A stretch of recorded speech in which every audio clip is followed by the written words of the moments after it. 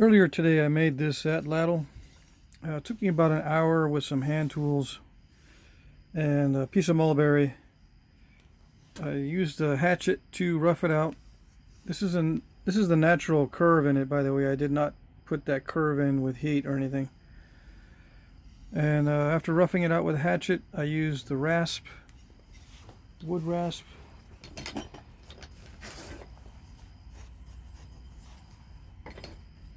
Chisel, and use this carving knife to get this little nub carved in there. I took it and put it on the belt sander. Belt sanded these dimples in there and kind of smoothed everything flat. Took some sandpaper and smoothed out this channel. Just a roll of sandpaper. Smooth it out a little bit. I think I could get it thinner because I think these are supposed to flex a little bit. And you can, I don't know if you can see, but I can flex this very slightly.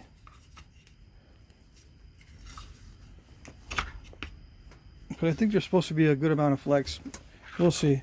I did shoot it in the yard quite a bit before it got dark for about an hour, and the learning curve is not too bad. It's kind of short as far as Atlatls go, I think. I need to look in the book again. I've got a book on Atlatlery. It's about 21 inches, a little bit longer. I've got another piece of mulberry that's about 27 inches that I might break into, or I might use if this one ends up being too short. But so far so good. The weight on this, I'm going to weigh it in grains.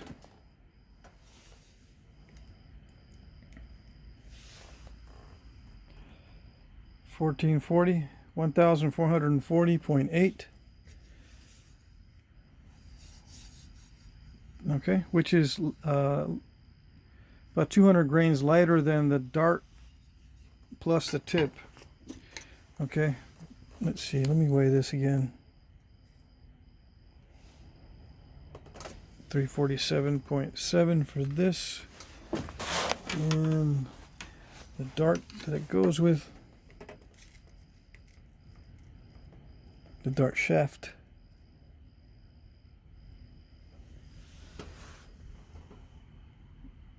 $1338.1.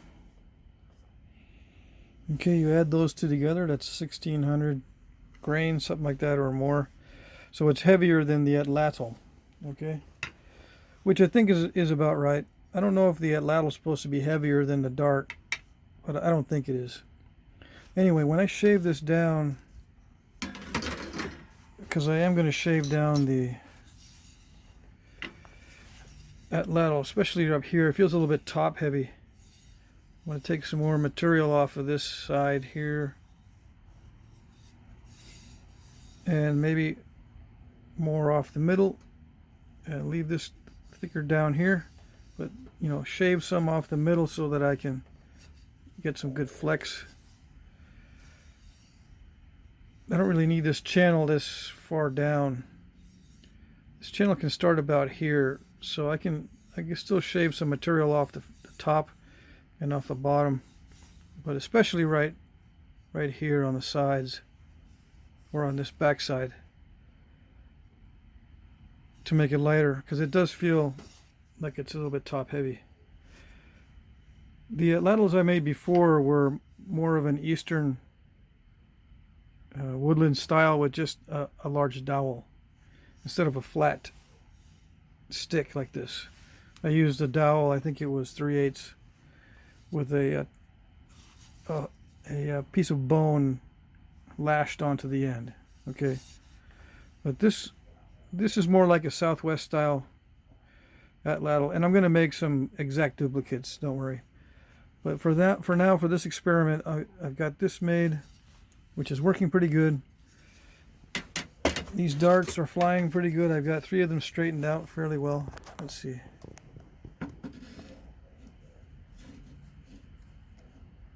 Yeah, they're actually pretty easy to straighten if you don't have to worry about being perfect. And I don't think I should have. Let's see. I was shooting this into the ground, and I'm glad I didn't mess it up, because I've already tapered this end for the dart point. I've also got some desert willow that I'm going to be experimenting with. All right. Desert willow is very easy for me to get around here.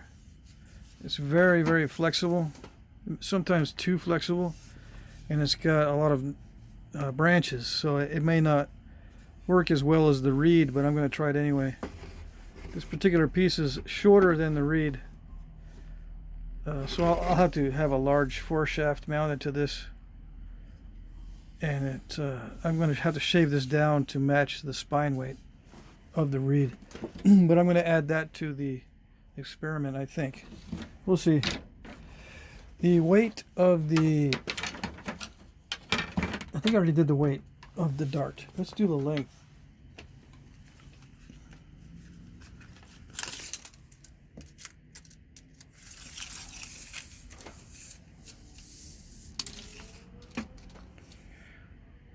Length of the dart, 62. Which is shorter than I think I mentioned before. Okay. It flies, you know, it was flying pretty good without fletching. Of course, I was only shooting 20 yards or less. I'm going to weigh this desert willow just for grins and giggles.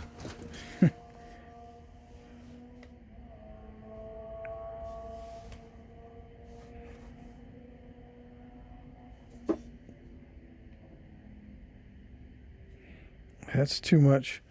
I think 2,000 grains is a limit. Let's see.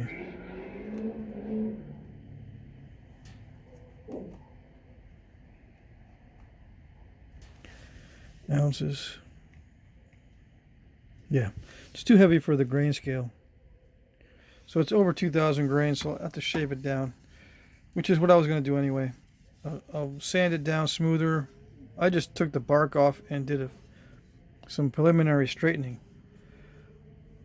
You can see the straightening marks from the tool I was using. There's a lot of marks on it because desert willow, it does grow upright, but it doesn't grow straight. I mean, it's got a lot of kinks in it. I still didn't get out the kinks on this end,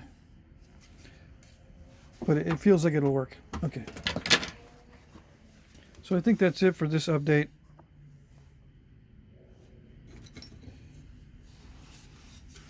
I do like the way this turned out. And I think I weighed everything. Alright.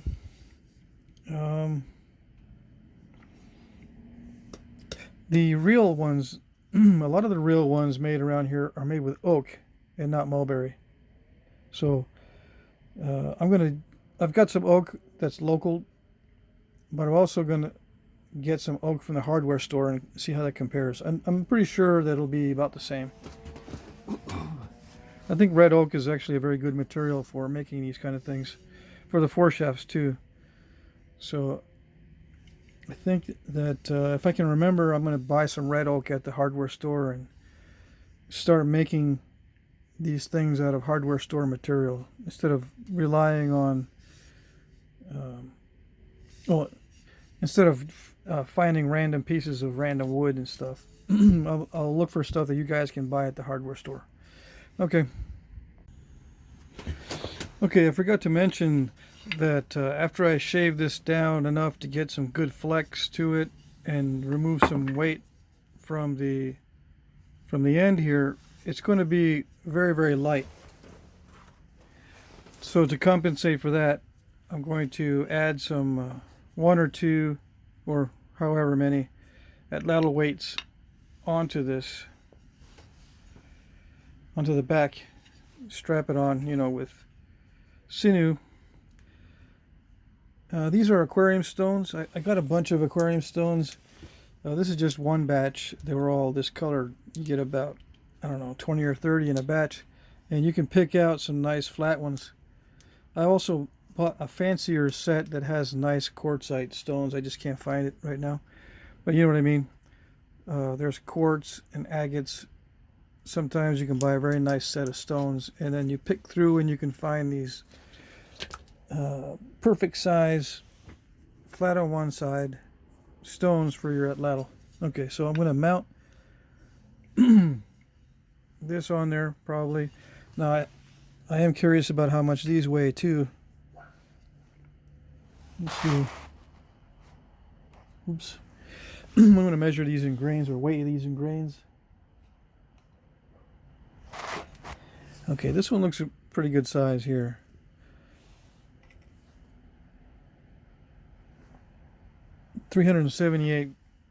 .1 grains. So, you know, almost 400 grains. I can shave off, you know, like 30% of this and still be safe as far as weight goes. And in my book on Atlatl, once you got the dart mounted on here and you've got your grip set and you're trying to balance, the balance point needs to be somewhere forward of the bottom of the Atlatl. You don't want the balance weight right here at your hand. It has to be out here somewhere. So, you know, you experiment with the size and the location of your banner stone or Atlatl weight. You know, you move it up or down according to what will balance your system. Okay, with the center point of weight out here in front of the Atlatl slightly. Okay, in front of the bottom of here. Now also I forgot to mention I'm going to put some leather finger loops. Pretty simple ones, I think. I'm just going to make them out of chamois leather and tie them down with sinew, or maybe even you know, the bast bark over here. And I'll show all that on video. I didn't show the carving of this on video because I was being consistently interrupted during that time, but I'll show the next one on video when I carve this out. Okay, I think I covered everything. That's it.